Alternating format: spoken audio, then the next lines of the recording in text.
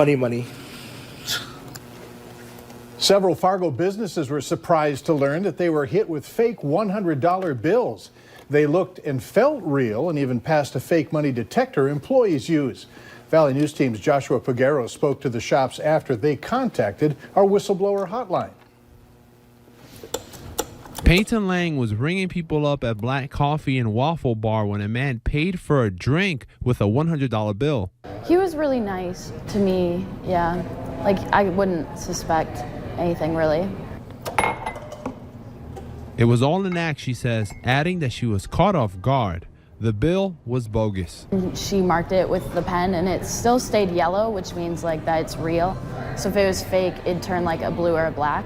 What makes this counterfeit bill unusual is that a legit $10 bill was transformed to look like a $100 bill. When held up to a light, you can see an Alexander Hamilton watermark, which belongs on a 10. There's been like more instances lately, and people are doing it with like 20s or 100s, but they use real bills to do it, so that's why it comes off yellow. Initially, Silver Lining Creamery and Black Coffee were the only places in the downtown area that had been hit. I stopped by neighboring businesses only to confirm that they too had fallen victim. And it had the strip, and I assumed that was official and it made it real, but it wasn't the real president. It wasn't the real president. Now I need to look at that. Surveillance video from Poke Bowl shows the man paying for an item with a fake $100 bill.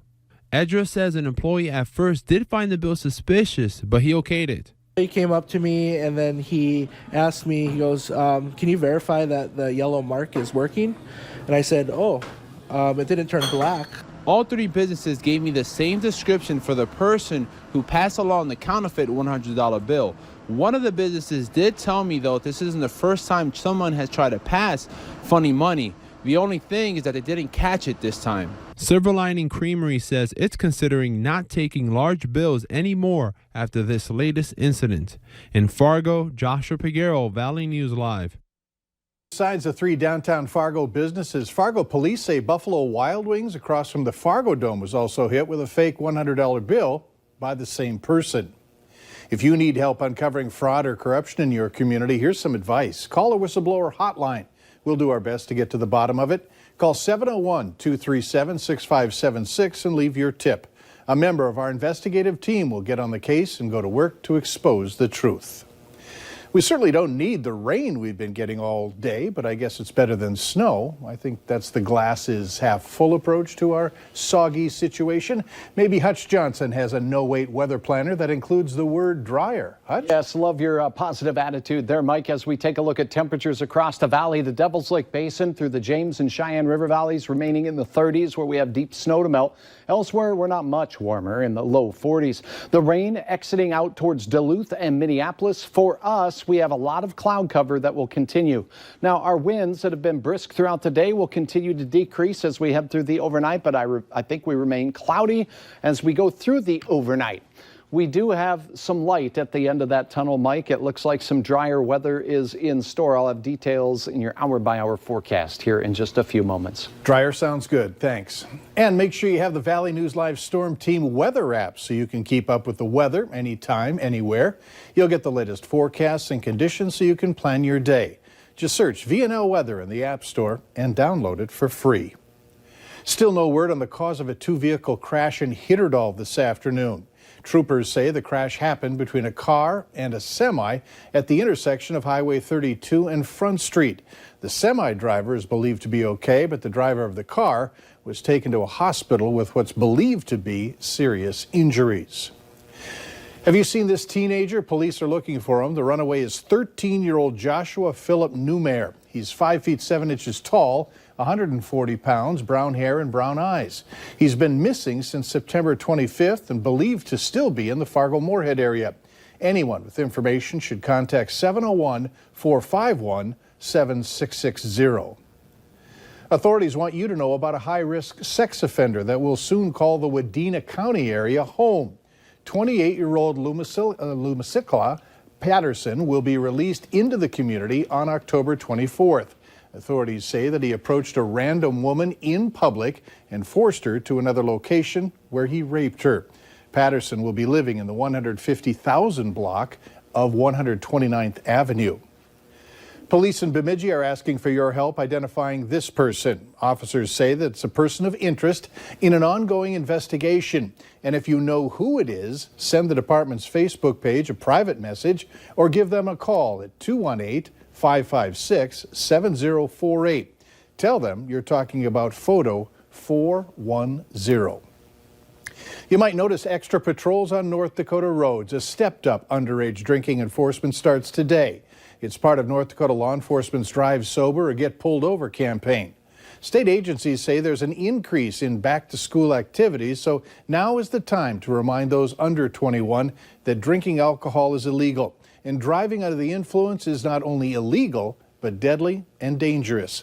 The extra enforcement period ends November 15th. Minnesota State Patrol says more of its squad cars have already been hit this year than ever before. So far, 32 State Patrol squad cars have been hit by other drivers. To stop more accidents from happening, the troopers say, move over, slow down when you see flashing lights.